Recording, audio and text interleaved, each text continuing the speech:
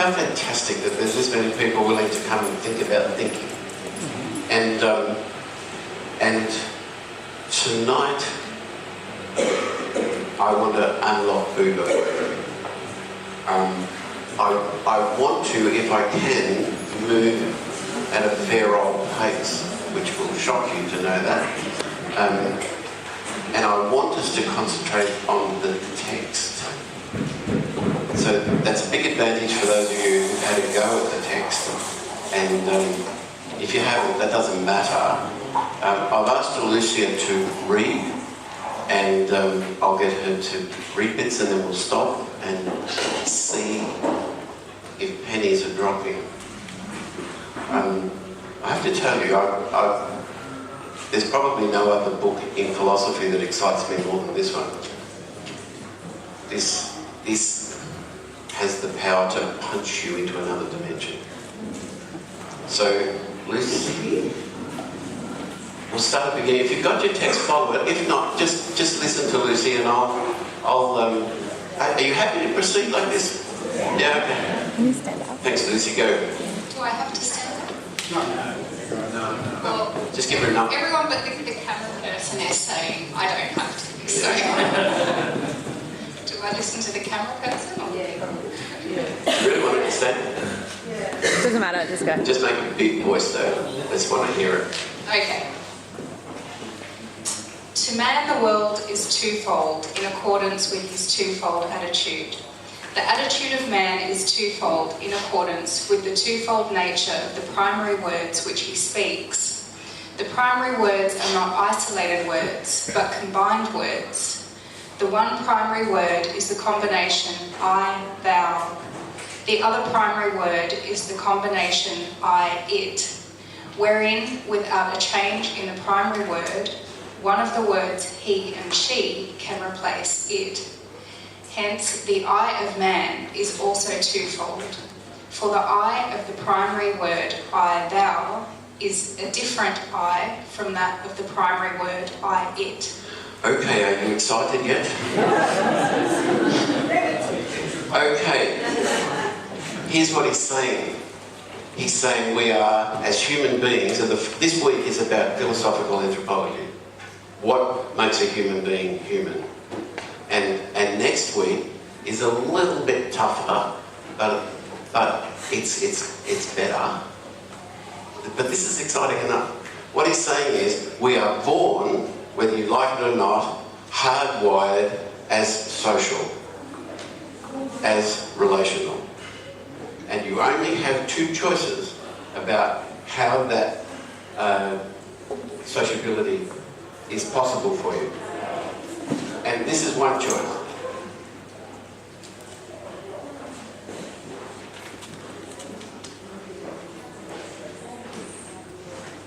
I, it. And this is your other choice.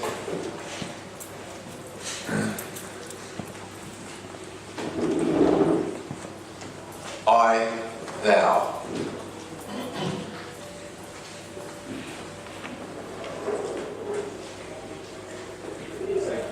Yes. There's one thing that strikes me as original or exciting or unusual or unsettling or strange is that he's not differentiating between different types of relationships like marriage relationships, family relationships, friends at work. There's no differentiation amongst all the different types of relationships we all have. Absolutely not. In fact, what he's saying is, in this picture, you do not have a human being. The fundamental human unit is this. There is no such thing as an individual human being. There is no such thing. You only have two choices, and they're both relational. One is I, thou, and the other is I, it. In I, it, you have an object of your knowing. That object could be a table or a spouse.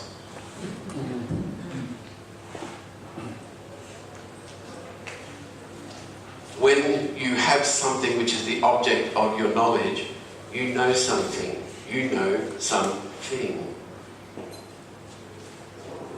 When you are in an I-thou situation, you have nothing for your object, because the person in front of you is no thing. So what you know is no thing. Does that sound like Socrates? I know nothing. Yeah, because everyone ratifies to some extent, and sometimes people relate to someone as if they're from the past and they're at the present and stuff. Yeah, absolutely. Well, we'll get there. We'll get there. He covers it. So this is just, we're just starting, that's all. And he's saying you are hardwired as relational. Now, it's just a damn shame that then you go to school and you get trained into how to be an individual. And you're told that you're in competition with all these people. And you go and see a movie and it's all about how the power of one overcomes injustice. And usually, if it's an American movie, with that instrument that denies humanity more than any other, which is a gun. And you go to a guru and he says, oh, the enlightenment comes from within. And you go to the church and it says the kingdom of God is within. And it's all illusion because you are hardwired as relational. Get it? Are we excited yet?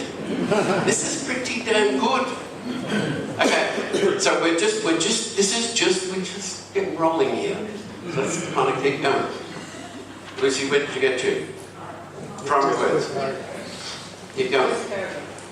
Primary words do Oh, not... by the way, sorry. Word means act of being. It doesn't mean sound comes out of your mouth. Word means act of being. You only have, you know, in a sense, you've only got a choice of two words.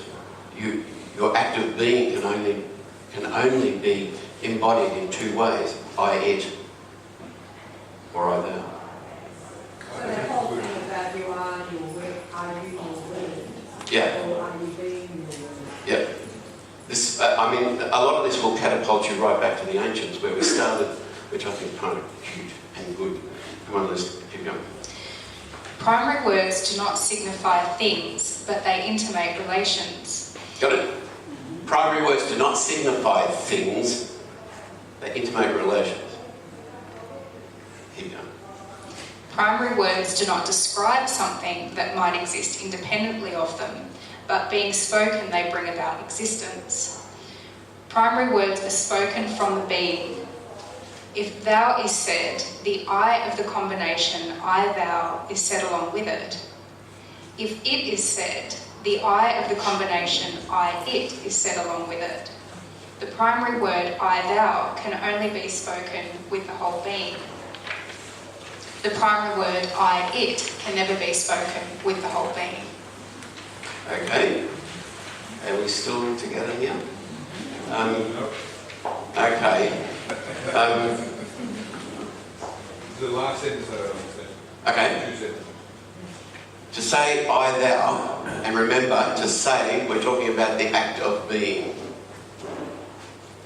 You create the relation by the act of your being. You've got two. Do you remember Aristotle saying God is pure act? There's no potential in God. So the only way, I'm sorry, going back to Aristotle, but the only way to experience God is by participation. So it denies this sense of beingfulness. You know, you become who you are in an act. In an act. All right. So something happens. For this, something happens. For this, something happens. So what about relationality involving more than two people? Same principle. Same principle. Same principle. Yeah. Yep. Yeah. You can put, if you have 100 people living life like this, you can put them in one room and you don't have a meeting. In fact, church specialises in meetings that have no meeting. And this can describe a community of 100 people, it can describe 2 people, but what it can't describe is one person. It's not about an attitude. It's about a meeting. You know? Right. It's not an idea. It's very important to know it's not an idea. It's an act. It happens. Go, Lucy. Nick? Sorry. Is it this in either equality of power in relationships, or I mean, just our relationship to God is not a equal? Yeah. I shouldn't have introduced God yet. No, even without God. I do apologise. Even without God. I just read the remark. Yeah. I read the Yeah. and there's no acknowledgement. I mean, it's just this wonderful flow of respect between individuals and stuff. There's no mention of unequal power. No, that's right. You know. How can I exercise power over no thing? I can't exercise power over no thing. What do I know? Nothing. That's his point. What about in an I-thou situation? You've got the 2 people in that suit. Yeah. The question is about inequality. You can still have dominion and subjugation. Not in I-thou you can't. Okay. What you've just described to me is I-it. All right. If you've got subjugation, then you've got a thing that you know. And it could be I'm telling you about my wife, which is a collective noun, it's a proper noun that describes a thing. And I do weddings and people put a ring on somebody's finger and say, you are my thing. And I say, it's all over. Yeah. Mere act of conceiving of the other, then reverence and Can you say it all the time? the act of conceiving Yeah. another, Yeah. you think of some descriptive term for the other, and that then automatically renders it You're struggling with exactly what you should struggle with because you are a child of modernity. And Buber would say, you need to struggle some more. This is not about conceiving, this is about meeting. This is not about your idea of human relationships, this is about meeting. This is not about a system whereby you understand humanity. This is about being before another human being and seeing the whole world in the light of the other human being. And not being able to say, not being able to be an expert in this thing. Because if you're a client, then I must be an expert. If you're a client, you're a thing. If you're a wife, you're a thing. If you're a user diagnosis, you're a thing. If whatever noun you care to use, if you are the expert in that thing, because you've got language that gives you power over that thing, it's a thing. It's a thing. So you've only got 2 choices about acting, and that is I, it, or I, thou. And if you're in I, thou, then you have no thing. I'm having trouble conceiving what I thou is. Yep. Yep, that's cool. Are you happy to struggle? Yes. Yeah, good, because we're just getting going. Gets more exciting. It's not police enforcement and people having powers. It's an argument against unequal relationships. Because like there are people go before courts. There are people strip searched by the police. African communities in northern other places and these people. So there's it's been an ideal and just relating to just with respect to social implications of these theory. Is there? No. Look, what he's saying is, and I can refine it a little bit, but I don't want to jump too far ahead. What he's saying is, you cannot live in this world for long. You can't do it. You can't sustain it. I don't care if you're talking about somebody with whom you are head over heels in love. You cannot sustain this. You know, I've been married to Robin 42 years. I still love the girl, but I cannot wash the car and make love to her at the same time. She won't be in it anyway. I'd be willing to do it. You cannot sustain this. You can't sustain it. Now, most of the time, you will live in an I-it world. nothing wrong with living in an I-it world, but if that's all you live in, you're not living. Get it? It's really important to know. So you go to court and you've got a judge sitting up there, he's definitely I and you're definitely it. And that's as it should be. You know, there's nothing wrong with that. That's as it should be. But if that sums all your relationships, you're not alive. That's the word. Yeah, it is. Yeah, it is.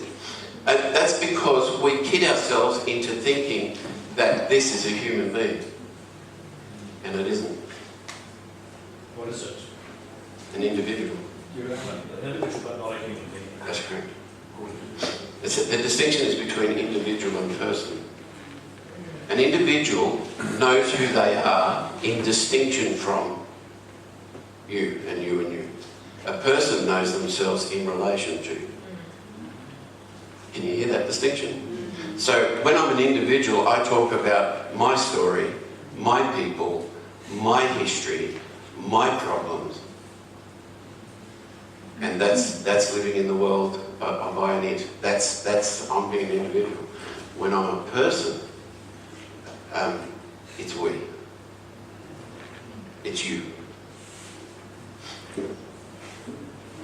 When I'm using he, she, it, it's I, it. You is I, thou. That's thou. I, you. Okay. I'm going to keep going. We're not quite going as fast as I hope, but we're up to, what did we do? There is no I. Really? We're up to? Yeah. There. Okay, keep going. We tried, but we didn't get there. There is no I taken in itself, but only the I of the primary word I thou, and the I of the primary word I it. When a man says I, he refers to one or other of these. The I to which he refers is present when he says I. Further, when he says thou or it, the I of one of the two primary words is present. The existence of I and the speaking of I are one and the same thing. When a primary word is spoken, the speaker enters the word and takes his stand in it. Oh, Peter, what he's saying is the word I can only describe half of something at most. And you should listen to how this word I is used, because you will only ever hear I it or I thou. You know? Are we excited? I think it's pretty damn cool. And we're undermining the whole of modernity. When was that? The week before last. We're undermining the whole blooming thing. That's excitement.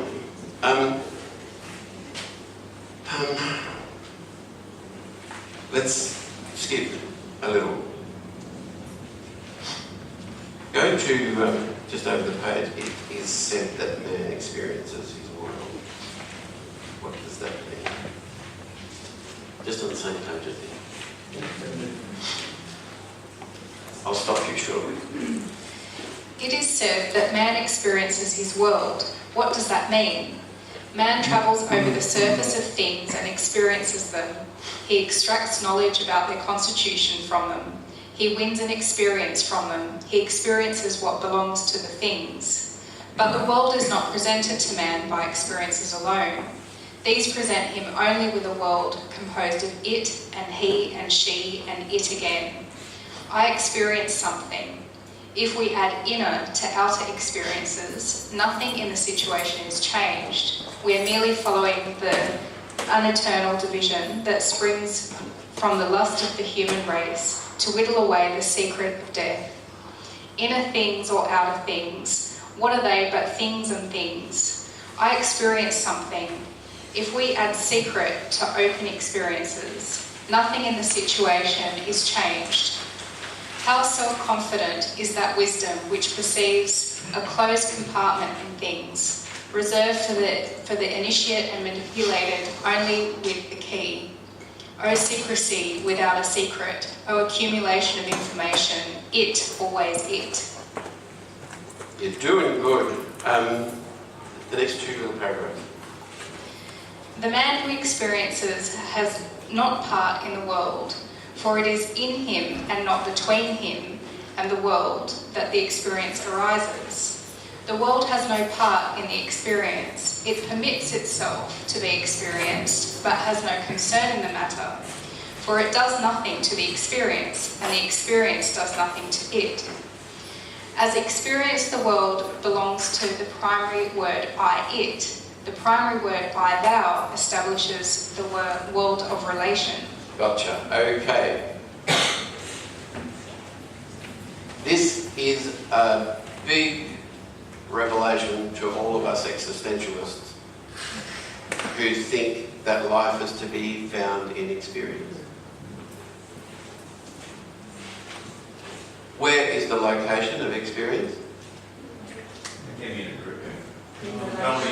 Mostly you can be group experience. It's another world, it's on the past. Where is the location of experience? Yeah.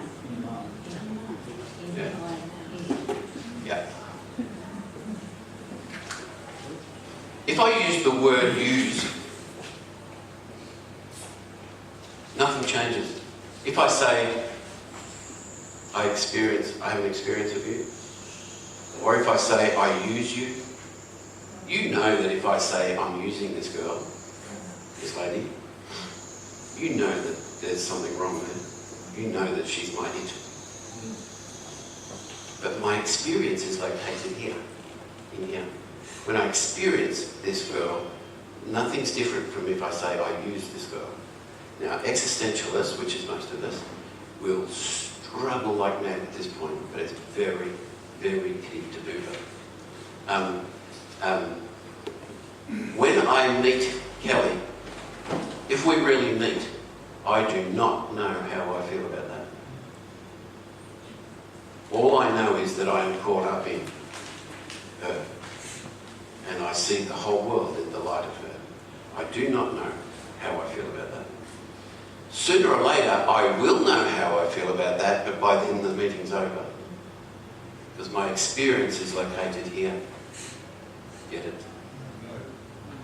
It's really important. Struggling? Struggle's good, struggle's terrific.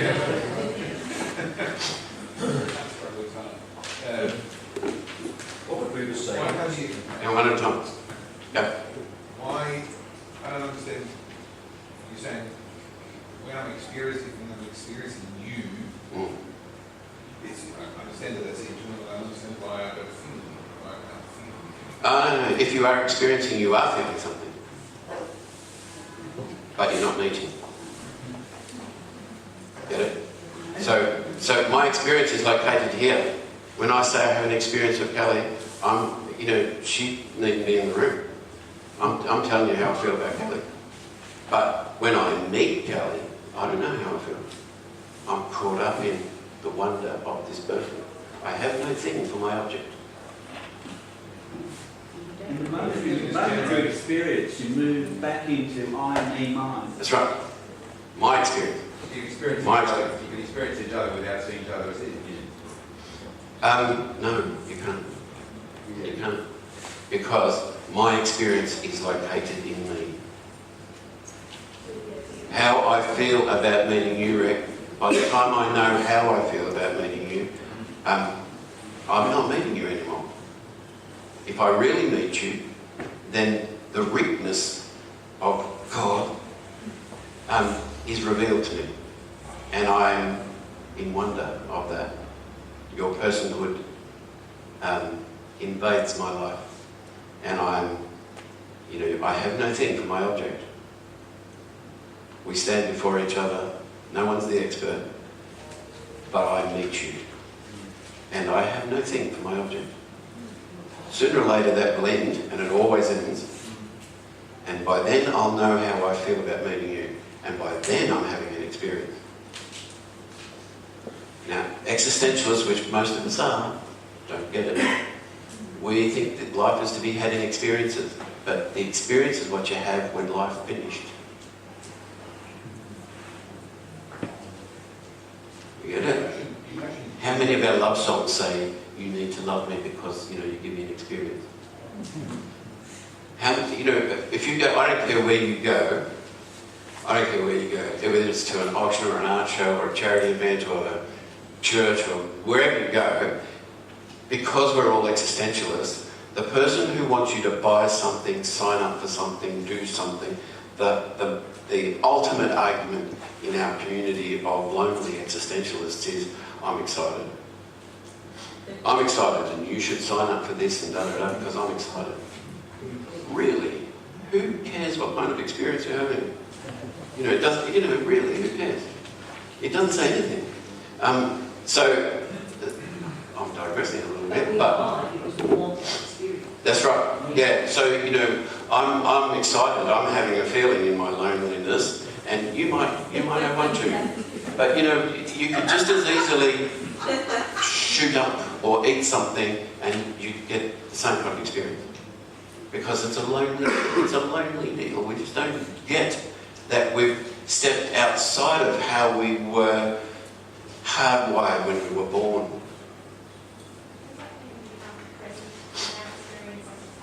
Second. I'm so glad you asked. Can you repeat the questions, Graham, so everyone can hear the question? Yeah. One more time. Does that mean we're not present in our What a segue. experiencing What a segue. how can we experience something afterwards when Okay.